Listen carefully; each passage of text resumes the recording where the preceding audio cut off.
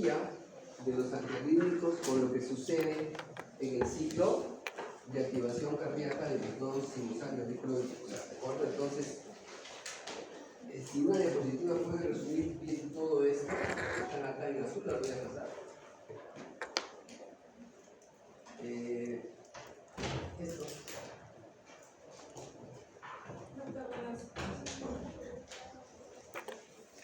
Cuando usamos antiarrítmicos, nosotros estamos bloqueando sobre todo la entrada de sodio, la entrada de calcio y los canales de potasio. Nada más, es bien sencillo.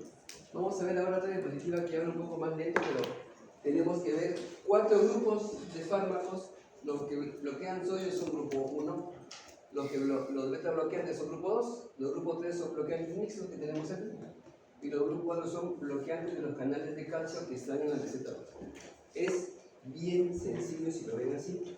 Ahora, ¿qué es lo que no es tan sencillo? Ahí están los grupos. Recuerden que también hay fármacos que no están clasificados en esos grupos de Vaughan-Williams, pero sí están afuera, digoxina, adenosina, y tenemos acá también sulfato de magnesio que lo hemos colocado en la diapositiva, que son fármacos que se emplean para arritmias. La pregunta ¿cuál va a ser? ¿Cuál se emplea para supraventriculares? ¿Cuál se emplea para ventriculares? O sea, esa es la pregunta de cajón. Y los mecanismos de acción. Pasa para que ¿de acuerdo?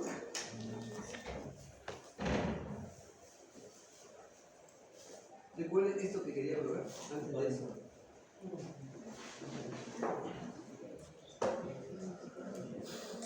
Los canales de sodio se activan en la fase 0. Recuerden eso para la pregunta, porque tiene varios enunciados, de hecho. La fase 0, ¿de acuerdo? La fase 0 es una entrada rápida de iones de sodio. La fase 1 es cuando esto se detiene y finalmente empieza a descender esa entrada de sodio, ¿de acuerdo? Empieza a entrar el calcio y el potasio, ¿ves? La fase 2 está dominada por el potasio, perdón, por el calcio, por entrada de calcio, ahí lo ven abajo celeste. Y la fase número 3 dominada absolutamente por el potasio, que sin embargo no es el único ion que se mueve. Fase 4 domina el potasio. Si bien es cierto, no es un potencial de acción de una fila conductora, grafica bien mecanismo de acción y fármacos que debemos usar. ¿Cuándo usamos fármacos bloqueantes de canales de calcio? Está en la... ¿Qué han leído ustedes? Porque eso es un repaso, se supone, ¿no? Es otra clase.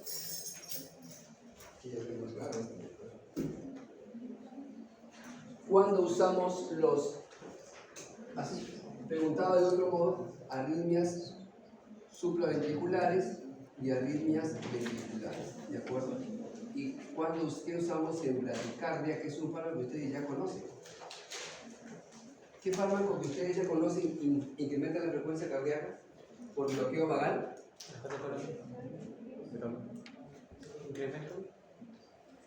Hay un fármaco que bloquea el vago. Al bloquear el vago, bloquea el nodo sinusal y la frecuencia se dispara. ¿Cómo se llama ese? Lo vieron en fármacos colinérgicos, ¿se acuerdan? ¿Con? Atropina, muy bien. Arritmias ventriculares, básicamente los del grupo 1A y 1B. Supraventriculares tenemos los del grupo 2, los del grupo 4, específicamente ellos. Estos dos grupos, beta bloqueadores y calcio antagonistas, deben tenerlos bien presentes, porque van a venir en las preguntas de antianginosos y también de antiarrítmicos, ¿de acuerdo?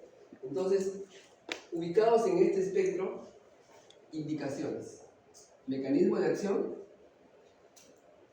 e indicaciones, básicamente eso, ¿de acuerdo? La parte del examen que se va a repetir en esta, repetirse conmigo, ¿no? Porque no fue así. La parte más importante, más que efectos colaterales, mecanismo de acción, cómo funciona y para qué son útiles, ¿de acuerdo? Ahí está. Han visto en el cuadro anterior cómo es que se mueve y cuál podríamos mencionar de importante, cuál sería para ustedes más llamativo de los representantes, la lidocaína. Otro, la miodarona, que están descritos en la clase. Otro, el vedapamina. Calcio antagonista, mixto, y grupo 1B. Y recuerden en el 1B, voy a colocarlo, voy a confundir. En el 1B,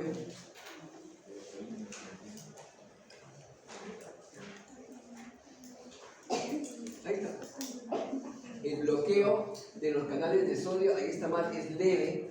El bloqueo es moderado en el grupo 1A y es potente en el grupo 1C. Antiarrítmicos del tipo 2, de beta bloqueadores. ¿Cuáles son? A ver.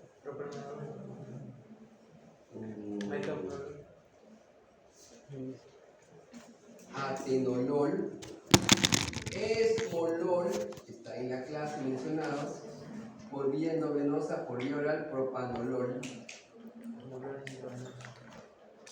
Un beta bloqueante, ¿qué efectos tiene? Baja la frecuencia cardíaca, por ende, ¿qué está bajando? La demanda de oxígeno, baja la excitabilidad del corazón, baja la tensión parietal del ventrículo izquierdo y eso me disminuye todo el consumo de oxígeno. Aparte de las arritmias, ¿para qué me sirve este de acá? ¿Para qué más me sirve? Anginas. Si estamos diciendo que disminuye la frecuencia cardíaca y disminuye los factores que interactúan con el rendimiento del corazón, entonces me llevan energía. Igual los calcio antagonistas. ¿Cuántos canales de calcio conocen? ¿Recuerdan? Canales de calcio. ¿El L y cuál? ¿El T dónde está? En los nodos, y el L está en el músculo circunflejo. Entonces, por ahí, en esta parte primera de antiarrítmicos, ¿alguna pregunta, por favor?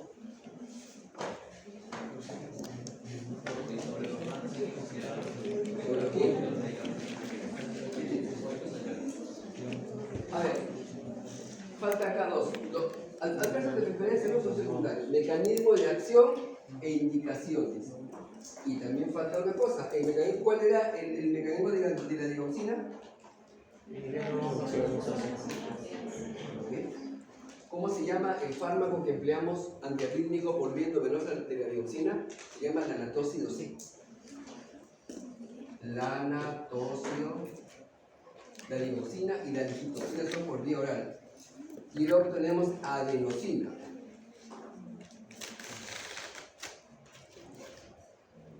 Estos dos, ¿para qué sirven? Arritmias supraventriculares. ¿Cuál es el segundo autor? Adenosina. Ahí está por acá. No lo coloqué. Acá está. ¿Qué fármaco que está en la pantalla sirve para arritmias ventriculares y supraventriculares? Amiodarona. Perfecto. Recuerden, bien raros son los fármacos que uno solo sirva para ambas. Raros. El más importante, de hecho, es la amiodarona. Supraventriculares, acá supraventriculares, ventriculares. ¿De acuerdo?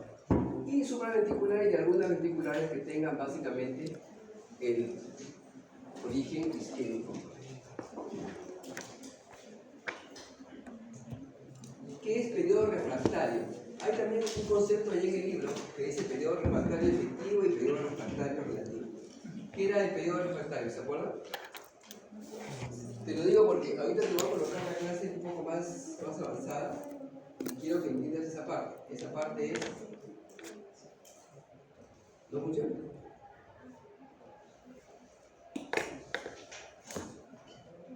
Ahí están los antiarrítmicos, está en su clase, por favor, no quedan dudas, eso está muy bien demostrado. Yo creo que esa habilidad que hemos conseguido ha sido de las mejores para esta clase, ¿no?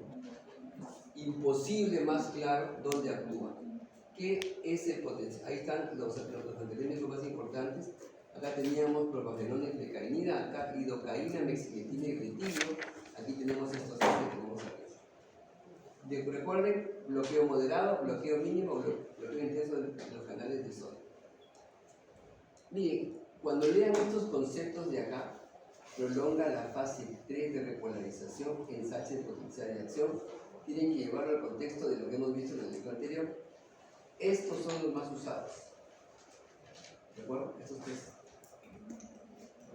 ¿Qué más tenemos aquí? Bueno, La lidocaína finalmente es el más importante de ese grupo, pasando por los fármacos como la propafenona y la tecainida, que son para rimas supraventriculares. No vamos a preguntar dosis acá, no es una competencia para su nivel todavía, sin embargo el mecanismo de acción sí lo es. Prolongan la fase 3, los de acá también, si ustedes recuerdan, ¿está? Acá, prolongan la fase 3 moderadamente, ¿ok? Cuidado, venga en la pregunta y te va a tener claro que este concepto. Beta bloqueantes tienen bastante más influencia cuando hay una descarga simpática y sirve para algunas arritmias ventriculares de origen isquémico. Ahí están las dosis, tenemos metoprolol, esmolol, atenolol, que ya hemos conversado. ¿Dosis no, doctor? ¿Perdón? ¿Dosis no venía? No, dosis no. Cuando lleven, por ejemplo, aquí voy a colocar a los de anestesiología, ya tienen que dar la dosis. Ellos sí su examen es mitad puro dosis, no sé cómo lo van a hacer eso. Amiodarona, tenemos aquí que tiene igual repolarización, prolonga la fase 3, inserción del potencial de acción, y recuerden que tiene un mecanismo mixto, por eso es que también sirve para las arritmias supraventriculares y ventriculares. Y tenemos estos de acá que son un poco más específicos de lo que son arritmias supraventriculares, que son los bloqueantes de canales de potasio, isobutilida y dofetina. Deben conocer que existen por lo menos, eso es muy importante. El más importante, ya hemos conversado aquí, es la amiodarona. Creo que en el eventito, en una práctica había un caso con la amiodarona, ¿no? Relaja el músculo liso circunperiférica, cae la frecuencia cardíaca. Lo malo de la amiodarona como antiarrítmico es de que interactúa con la hormona tiroidea y puede que origine cuadros de hipotiroidismo y algunos cuadros a largo plazo de fibrosis pulmonar. Ahí está la amiodarona. Ese mecanismo mixto la hace muy importante. La isobutilida, que ya hemos comentado su actividad. Y en la clase 4 tenemos dos que son básicamente antiarrítmicos. Tienen de área verapamilo y diltiazem. Ellos actúan básicamente en qué canal. Tipo L. Tipo T. En el nodo sinusal, nodo auriculoventricular, y el tipo L es el que está en el músculo cardíaco, ¿de acuerdo? En ambos, pero más actúan acá. Si yo les coloco el amlodipino, que seguro han repasado por docente ayer, ¿es antiarrítmico o no? El amlodipino es otro antiarrítmico. ¿Es antiarrítmico? No. Es básicamente antianginoso y antihipertensivo, ¿de acuerdo? Bien, seguimos entonces. Acá están los casos antagonistas. Se cerró, perfecto. Las indicaciones también están en su clase. A ver, de la parte de inotrópicos, quiero que dejarse los inotrópicos, por favor. Esos cuatro son los más importantes, ¿de acuerdo?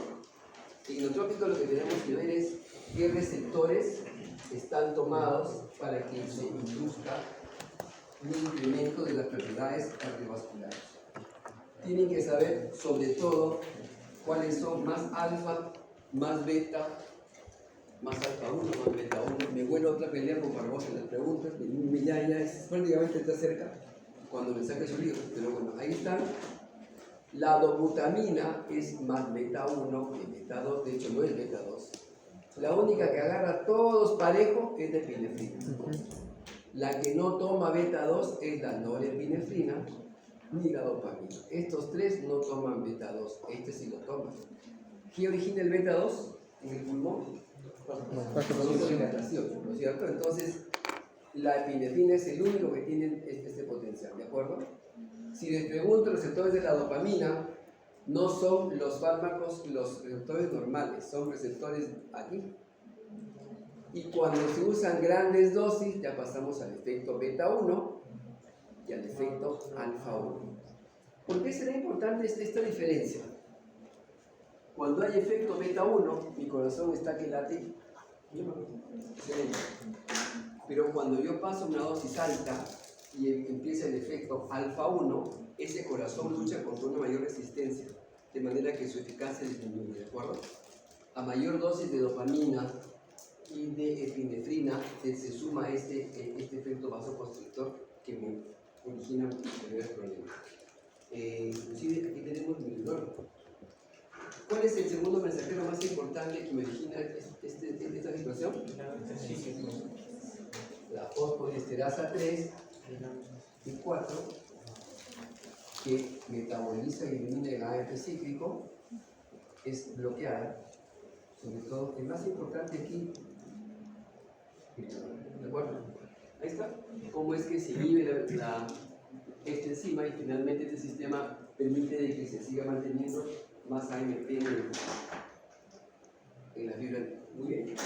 ¿Alguna pregunta, por favor? Pasamos sin control.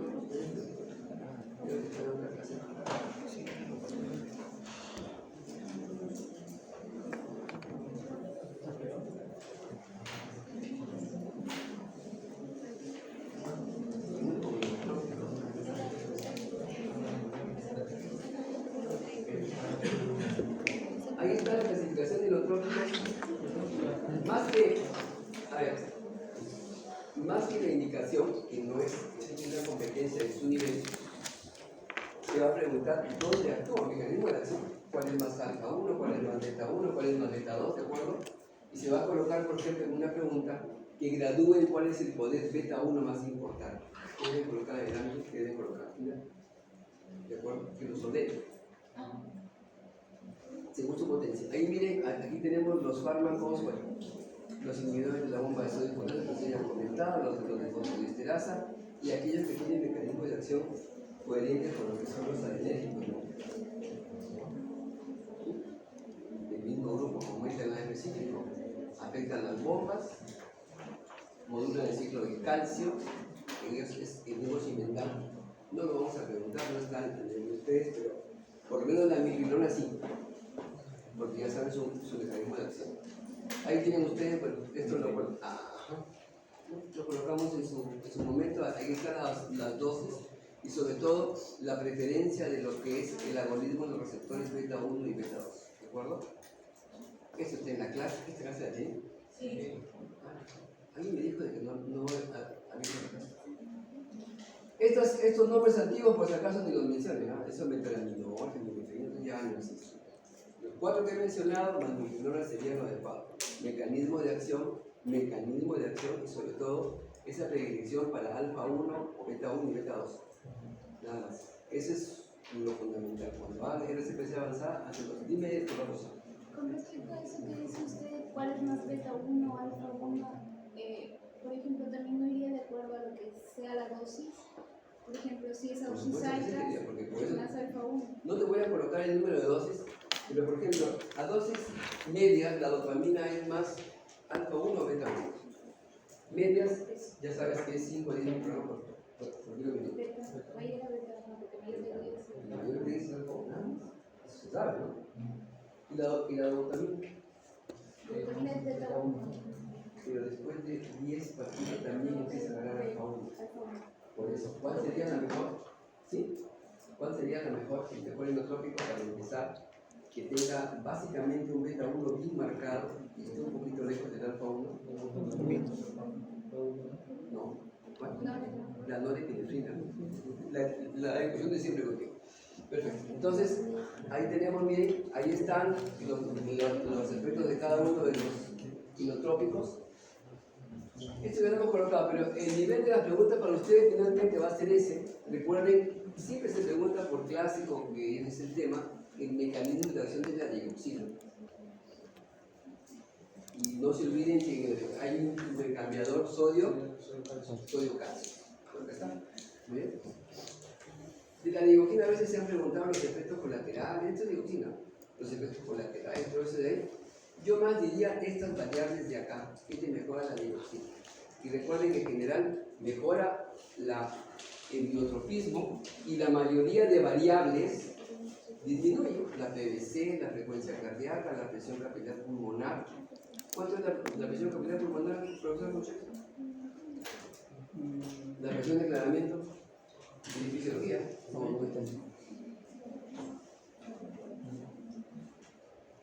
La media es 15, con un promedio de 7, 15 más o menos. Presión de capilar pulmonar o presión de incuña se llama. ¿Eso qué significa?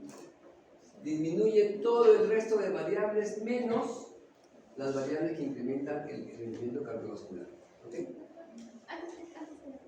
Dime. La digoxina, ¿el automatismo tiene que ver con el cronotropismo o no? O son conceptos muy El separados. automatismo no. A ver, el automatismo es la capacidad de responder a un estímulo. ¿De acuerdo? De hecho, cuando tomas digoxina y baja el potasio, puede que hagas arritmia ventricular. Será por eso que la digoxina no mejoró la sobrevida de los ICC, hacía mucha arritmia ventricular. Favorecía que haya hipocalemia y en hipocalemia finalmente hacía una arritmia ventricular. Tanto que la comida es un adicional. ¿Qué se emplea primero para la insuficiencia cardíaca? ¿Qué fármaco se emplea primero ahora para la insuficiencia cardíaca crónica?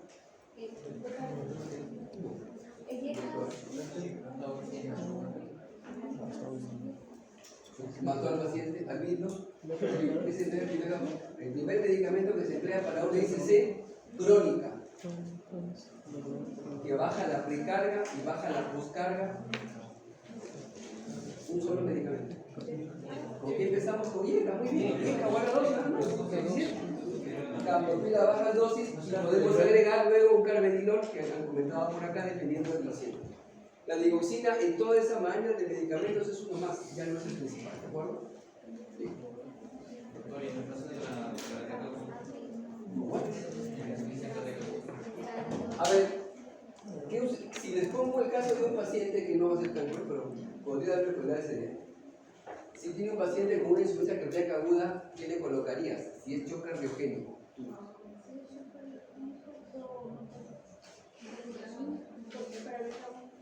De inicio le puedes colocar la glutamina, pero si es séptico, ¿de acuerdo? Esa diferencia creo que le hemos llegado a encontrar. Entonces, podría ser un caso, ¿sí? ¿Por qué no emplean dopamina? Porque aumenta mucho la frecuencia cardíaca, aumenta el consumo de oxígeno y finalmente el corazón tiene otro tipo de efecto. Bueno, ahí tienen el manejo de ICC que ya hemos comentado. Ahí está. Y con eso acabamos con neutrópicos. Dobutamina, miren el poder de la adrenalina. Te agarra parejo. ¿Qué es lo malo de la adrenalina? Que te agarra también esto de acá. De manera que tu inotropismo se choca con una poscarga muy aumentada y rendimiento cardíaco bajo. ¿De acuerdo? Si no incrementara esta variable, bombearía frente a una resistencia mucho menos fuerte. Pero como lo hace cuando pasa el 0,01, acá, tenemos que esto, no es de elección la adrenalina, no es de elección la dopamina, ni los de abajo que son historias. Nos quedamos entre dobutamina y no de epinefrina. Se acabó. Y ya saben en qué caso usar cada uno de ellos. Ahí tienen las dosis, bueno, ahí tienen un poco cómo, ahí está, la evolución del corazón, que bueno, no, en el caso, esto también, este es un tema muy importante, miren. La mayoría de fármacos deben mejorar la circulación cardíaca porque gasto cardíaco, concentración cerrada. Al aumentar el retorno venoso, aumenta el llenado coronario, aumenta el llenado periférico, aumenta el intercambio de oxígeno y finalmente toda la fisiología cardíaca se va a mejorar. Aquí tienen ustedes indicación de vasopresores, ninguna en hipovolemia severa, disfunción cardíaca y finalmente vamos cayendo al volumen o al nivel mucho más bajo, que es cuando hay resistencia a las tolerantes sistémicas disminuidas. ¿Qué cuadros sí usamos de frente a adrenalina? Un solo cuadro. A ver. ¿Qué? En anafilaxia, ¿de acuerdo? Básicamente, y en paro cardiorrespiratorio, en arritmias ventriculares. Muy bien. A ver.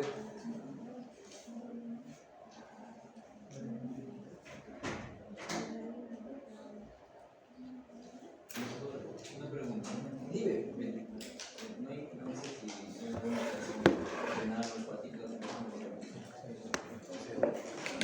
¿Sí? O sea, si tiene alguna alteración hepática o renal, no incluye los medicamentos.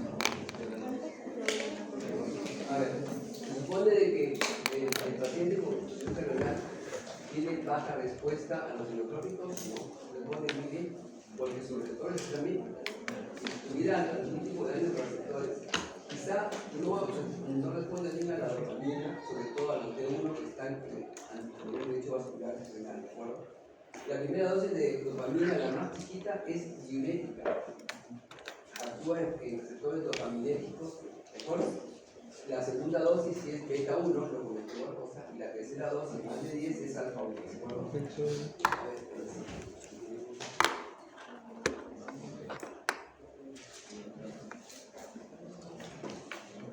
Sí.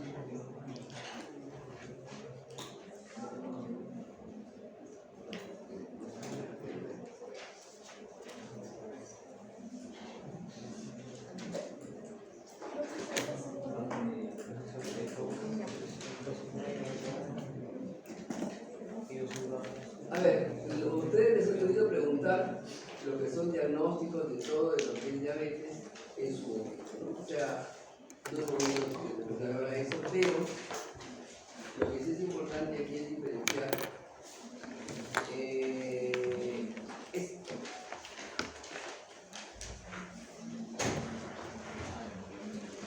Pregunta de examen: ¿qué fármacos me mejoran más la hemoglobina glicosilada?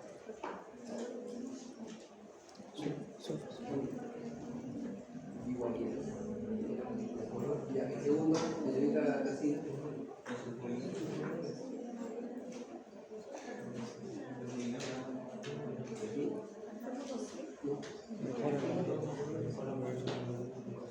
Si tú bajas solo 1% la hemoglobina glicosilada, mira todo lo que estás bajando. Por eso la metformina tiene esos efectos que hemos comentado en la clase, ¿de acuerdo? Ahí están los mecanismos de acción. No hace falta decir demasiado sobre esto. Primer fármaco, si no hay intolerancia o hay algún tipo de alergia, es la metformina. Si hubiera intolerancia o algún tipo de alergia, sulfonilureas de tercera o segunda generación. ¿Veis? Dice que sí, maravilloso. Miren, acá están. Y al revés, si el primero ha sido una sulfonilurea, el segundo tendría que ser de inicio como protocolo ideal. Podemos cambiarlo, pero por supuesto que sí. Hay gente que no tolera la metformina.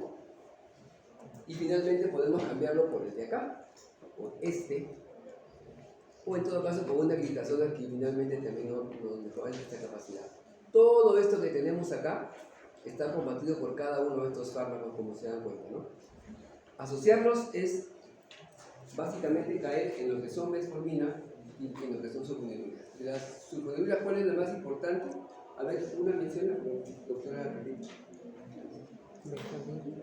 Calcina con su casaca polar, cuéntame. Esa es la primera generación. Glimetilida, gliclazida, glipizida, ¿de acuerdo? Ahora, ¿dónde actúa la metformina? ¿Qué hace la metformina? A ver. La metformina es clave acá, y también es arriba. ¿Qué hace la metformina?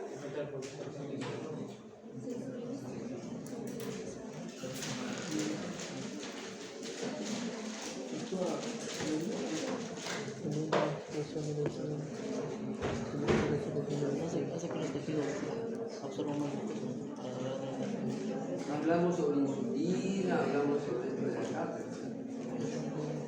Los criterios diagnósticos, esto no es fisiología, pero igualmente se emplea metformina en la prediabetes y en la diabetes, ¿de acuerdo? ¿Cuál es la dosis máxima de metformina? Ahí sí le voy a preguntar. ¿1500? ¿De cuánto viene la tableta de metformina? De 500 miligramos y 850 miligramos. La dosis máxima es 2550 miligramos. Ahí tenemos.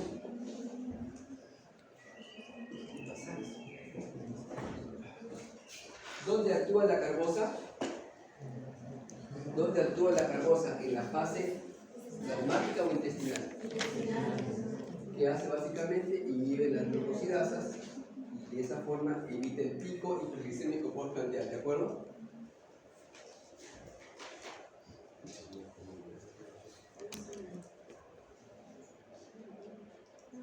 Ahí tienen ustedes el aumento de la captación de glucosa por el músculo, el principal tejido que tenemos para el capte de glucosa, aparte del hígado, básicamente lo mejoran las glitazonas y la metformina. La secreción inapropiada de insulina, ¿quién entra en este cuadro? Disminuye la producción hepática de glucosa y aumenta la captación muscular de glucosa, estas dos de acá, ¿de acuerdo? Este sería el tercer medicamento a considerar luego de las sulfonilureas. ¿Y quién entraría acá? ¿Quién entra acá? ¿Quién entra en este cuadro? ¿Quién? ¿Quién aumenta la secreción de insulina? ¿Qué fármacos? Y las vitaminas y también la insulina. Entonces, si tienen ustedes ese cuadro con la fisiopatología, la indicación es bien sencilla. Lo que deben aprender muy bien es metformina y lo que son vigonidas y sulfonilureas. Ahí tienen ustedes los mecanismos de acción, ¿de acuerdo? Los secretagogos, los sensibilizantes, que ya hemos conversado, finalmente las vigonidas, tienen un gran papel ahí junto con las citazonas, y los que enlentecen o disminuyen la absorción de carbohidratos en el tubo digestivo. Bueno, es el diagnóstico, acá está la metformina, el mecanismo de acción. Nuevamente, aquí sí podemos preguntar dosis y mecanismo de acción. Y las ventajas, la metformina tiene varias ventajas, no solo una. También actúa ¿dónde la metformina? ¿Doctor? ¿Qué otra variable te ayuda a mejorar la metformina? Aparte de la glucosa. ¿El nivel de qué? Se da en el obeso muy bien, ¿qué más? ¿Qué enfermedad va asociada con la diabetes? Por ser metabólica. Insuficiencia renal. No, por ser metabólica. La lipidemia, que ayuda a mejorar los perfiles lipídicos de sus pacientes. ¿De acuerdo? Entonces, esta epidemia cae la absorción, requiere insulina endógena, reduce la producción hepática de glucosa, ¿de acuerdo? Aumenta el empleo periférico de glucosa. Esto en el examen va a venir de todos modos. Este mecanismo sí deben conocerlo muy bien. Y también, ¿ustedes creen que la mayoría de pacientes tiene acidosis láctica? No, es muy escaso ese efecto colateral. Más amplio y más frecuente es que el paciente, de forma única, ¿qué tiene? Tiene trastornos con que no se absorbe la glucosa, genera gases, genera distensión abdominal, genera dispesia porque la glucosa no absorbida genera una serie de gases. Un disconfort abdominal. Eso es lo que pasa, no náuseas, vómitos, diarrea, etc. ¿Okay? Nada más que esto es bien difícil.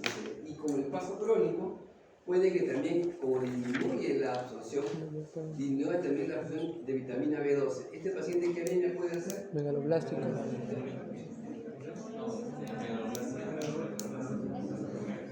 ¿Cómo se llama? No me acuerdo de su cara. Sigamos. 5 minutos. Sulfonilureas, ya hemos comentado de que básicamente para que actúen las vigonidas, las sulfonilureas, tiene que haber células beta del páncreas funcionales. Si no las tenemos, no sirven de mucho de nada. ¿De acuerdo? Entonces, estas sulfonilureas básicamente bloquean canales de potasio, activan su potencial de acción. Esto permite que se despolarice la célula beta de Langerhans, entra calcio y libera insulina. Un mecanismo relativamente sencillo de entender. Recuerden que había unas de acción prolongada muy importantes que ya no son de uso médico. ¿Recuerden cuál es el efecto colateral más importante? ¿Por qué la glibenclamida no debería ser útil en un paciente obeso? Profesora. ¿Tú? ¿Y por qué aumenta de peso? Exacto. Si libera insulina, ¿la insulina qué hace?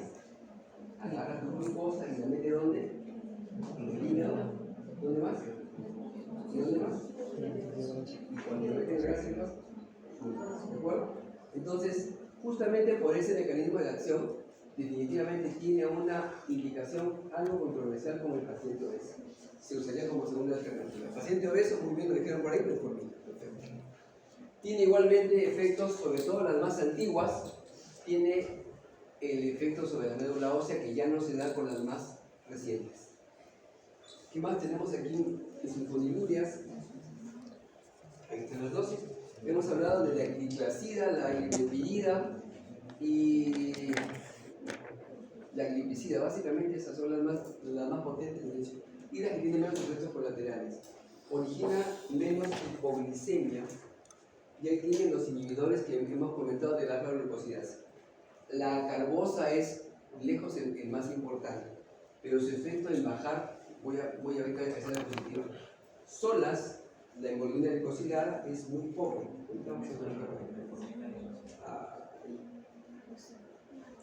Otra, así como la metformina tiene varios beneficios, baja la oxidación, baja los triglicéridos, baja todo lo que ustedes han comentado y tener algo cosa, las glicaronas tienen este efecto muy importante.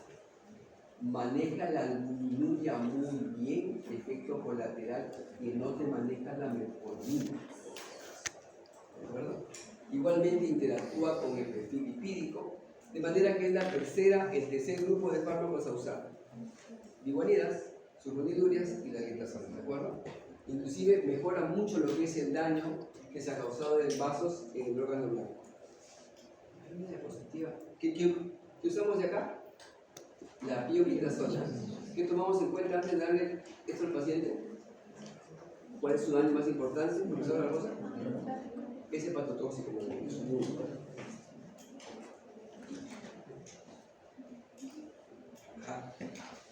A ver, ahí tienen ustedes un resumen algo apretado.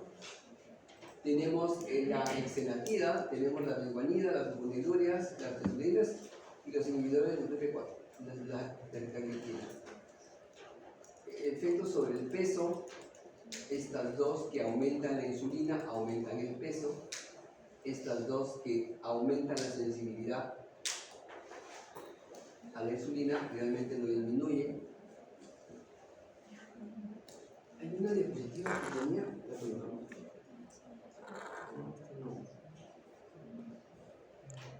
Es sobre el esfuerzo. O sea, esto.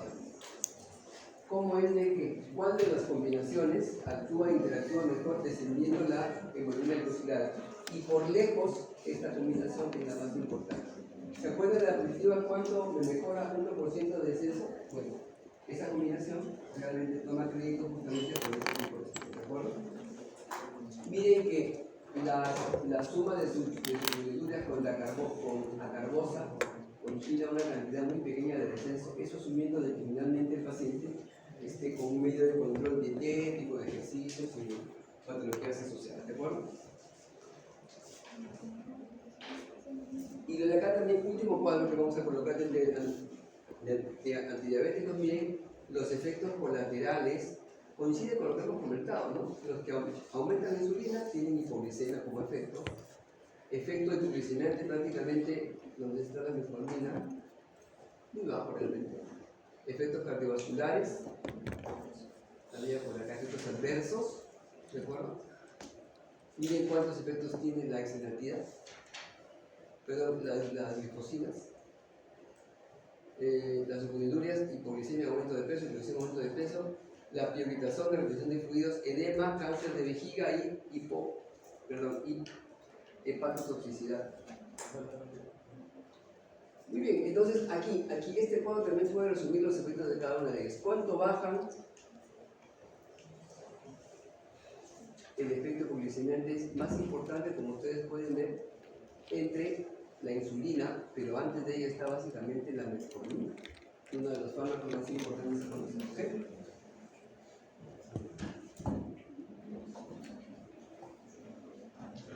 A ver, hasta ahora, ¿alguna pregunta que quieran responder? Hasta ahora hemos hecho. ¿Alguna duda, por favor? Tenemos. No. ¿Caso clínico de inotrópicos antirrémicos, sí, doctor? No. ¿Tampoco? No, la pregunta va a ser clara, ¿no?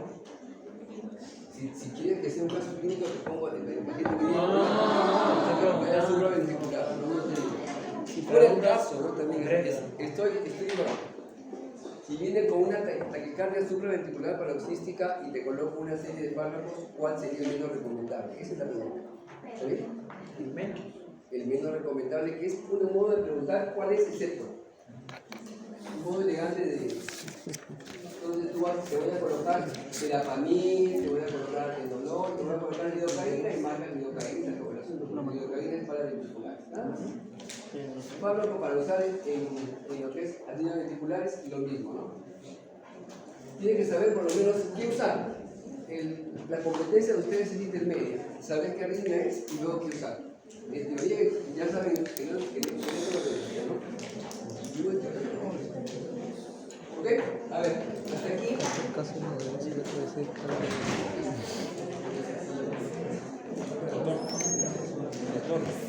¿Y el tiempo de vida media de los diabéticos? ¿Y el tiempo de vida media de los antidiabéticos?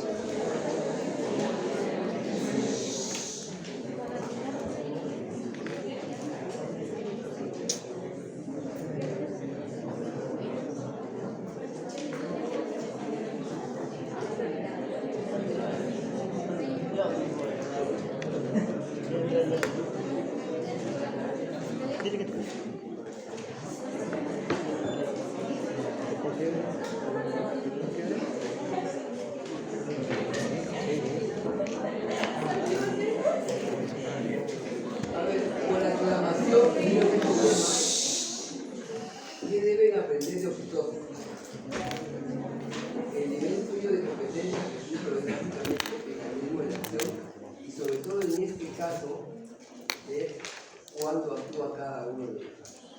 ¿Quiénes son uterotónicos y uterolíticos? Por favor, a ver. Uterotónico. Uterotónico aumenta la contractibilidad del músculo uterino.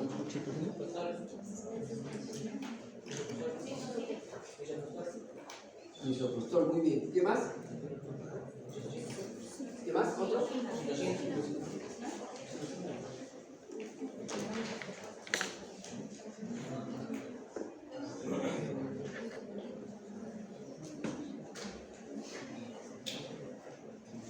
¿Qué más? Uno más, aunque sea. Uno que actúa igual que el misoprostol sin importar el ciclo de la gestación ni en qué trimestre estás. ¿Cómo se llama? El misoprostol actúa sea parto o derecha. La oxitocina, como ustedes saben por fisiología, los receptores de oxitocina aumentan recién al final de la gestación más o menos 300 veces. Pero no importa la etapa de la gestación, actúa el misoprostol. ¿Con qué otro fármaco? Con la ergotamina. Muy bien, intramuscular. ¿Por cuántas días podemos colocar misoprostol? ¿Bases qué? ¿Por cuántos días podemos colocar el misoprostol? Oral, sublingual, muy bien. Rectal, vaginal.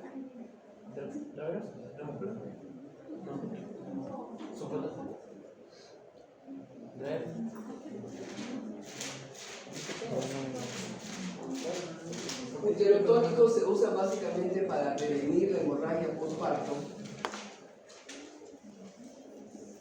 Los receptores de la oxitocina están en el útero y en otros tipos de tejido, ¿de acuerdo? Ahora, los uterolíticos, ¿cuáles pueden ser? A esto recordamos lo siguiente. ¿Qué receptor estimulado origina relajación del útero? Doctora Cerquera. Un receptor adrenérgico estimulado origina que el útero se relaje. ¿Dale? Doctor, ¿cómo es? Claro, porque de ahí parten los fármacos. De ahí parten los fármacos. El beta 2. Entonces el salbutamol, la alitrodina, el fenoterol son fármacos uterolíticos, quiere decir bloquean la respuesta del músculo uterino. Rogando que la fila de mira funcione.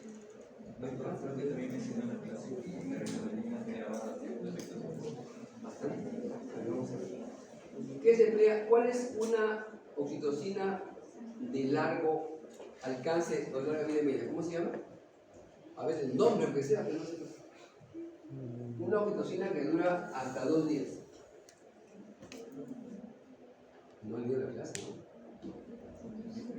Se llama carbetocina. Ahí tienen ustedes esto, alcaloides en pleno, básicamente la ergometrina. Esta es por vía parenteral y por vía oral, por vía parenteral y por vía enteral también.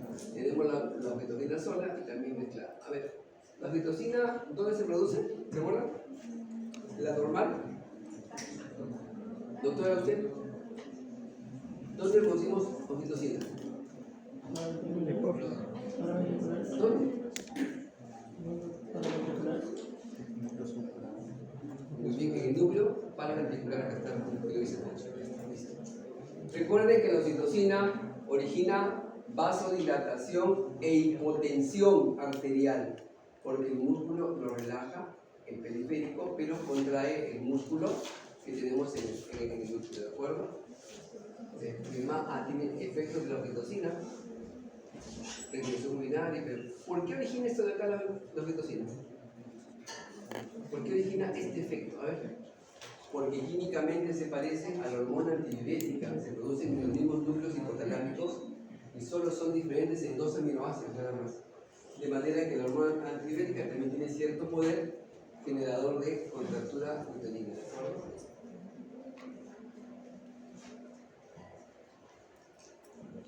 Ahí tienen los tiempos de vida. Sobre todo, miren, la actividad que tenemos finalmente es inmediata. La mayoría de fármacos que se emplean de inicio son siempre pasando por la oxitocina primera. Hablo de hemorragia postparto. ¿Qué más? La mayoría de veces es básicamente arritmias cardíacas, sobre todo supraventriculares, náuseas, vómitos, sensación de presión torácica, hipotensión e incluso shock cardiogénico. A ver, ¿qué más tenemos por aquí? Bueno, ahí es la declaración. Este fármaco actúa básicamente originando una contractura muy enérgica del músculo uterino con caída del flujo sanguíneo. No está indicado colocarlo cuando todavía el niño está dentro del vientre materno, igual que la oxitocina, ¿de acuerdo? Origina vasoconstricción, aumenta las contracciones, dosis pequeñas aumentan la fuerza de contracción y finalmente puede que inclusive el tono se incremente, lo cual puede originar un compromiso de la irrigación del feto dentro del útero todavía. ¿Qué más tenemos? Nada más. El misoprostol, ¿qué es lo que hace finalmente? ¿Cuál es su mecanismo de acción? Doctor. Ya lo vimos en el. A ver, ¿cuál es el mecanismo de acción de la bendita del misoprostol? ¿Bloquea prostaglandinas o genera prostaglandinas? Sí, genera prostaglandinas básicamente depende, acelera la contractilidad del útero y finalmente puede que tenga efectos bastante más peligrosos que el último que hemos comentado, que es la metilesina. Efectos colaterales del excitoté, ¿cuáles pueden ser? Náuseas, vómitos, escalofríos, hipertermia, hipertensión arterial. Doctor, ¿no podemos hemorragia? ¿Dime? ¿Hemorragia no podemos? El gestante. En gestante se puede usar, pero o sea, la idea sería usarlo en el post-alumbramiento, en el post-parto. ¿Qué es post-parto? ¿Qué es post-alumbramiento? Post-parto es cuando nació el niño y post-alumbramiento cuando salió la placenta, ¿no es cierto? Se supone que el mayor virus sangrante queda post-alumbramiento. Salió el niño, salió la placenta, y ahí tiene un camión de sangre, ahí se le coloca todo esto. Inclusive se puede colocar, ni bien nace el niño y piensa en el cordón, ya se puede colocar esto. Antes de eso no, porque si no se te contrae, el niño no sale. Asumiendo que sea parte normal.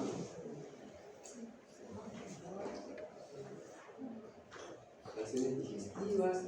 Eso hemos comentado, la carbetocina, un oxitóxico de larga duración que finalmente se puede aplicar, ¿de acuerdo? Pero generalmente se espera que nazca por lo menos el niño para luego colocarlo. La dosis es básicamente estándar, 100 microgramos, y dura más o menos 48 horas como se puede tocar.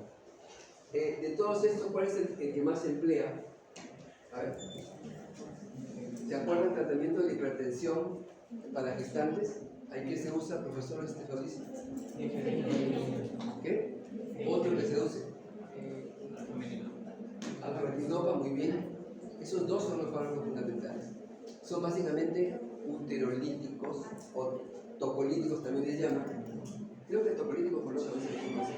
Recuerden, los beta 2 sulfato de magnesio y los calcio antagonistas. El resto ni lo mencioné porque atosiban es un receptor de la oxitocina, es un antagonista de la oxitocina que físicamente no tenemos disponible para los usos comerciales.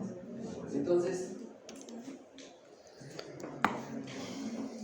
beta 2, aquí está el salbutamol, que es el que más se emplea.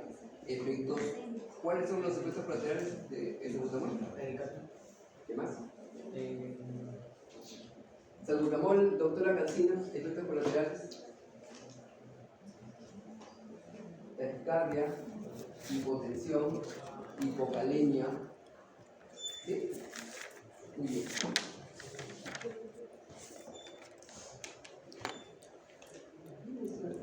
El nifedipino, bueno, seguro que lo han visto en antihipertensivos, tiene una buena biodisponibilidad. ¿Cuál sería el problema con el bendito nifedipino? Para acabar con esta parte. No se puede emplear hasta el final del embarazo. ¿Por qué, Reina? ¿Qué?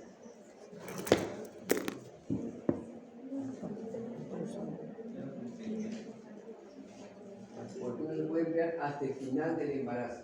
¿Qué te va a bloquear? Entonces, definitivamente es un buen fármaco, tiene buena biodisponibilidad, no tiene lo malo es que tu útero está toda la vida blandengue y no se va a poder generar la onda primaria para que se genere todo el trabajo de parto, ¿de acuerdo? Ahí está. Y por último, farmacovigilancia.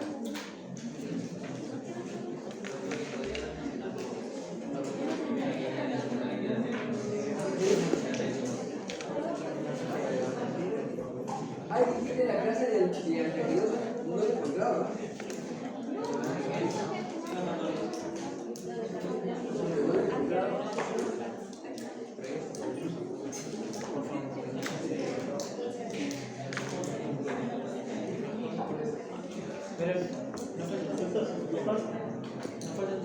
Pasa las escuelas.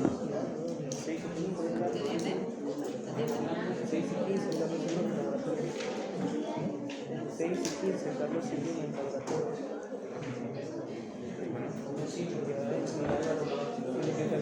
Para que la madre se pasite. ¿Se las puedes pasar a mi correo? Bien, que eso es San Jalón. aranapoliophd@gmail.com. A ver, de todo lo que han leído, todo lo que se han amanecido en estos días, de sus noches en velas, prácticamente sin vivir, ¿qué es lo que les queda como duda? Esto que estamos hablando viene en el examen. Ya saben cuándo viene, cuándo lo tiene. La diapositiva de la tequinosa sí la tiene, está como circular.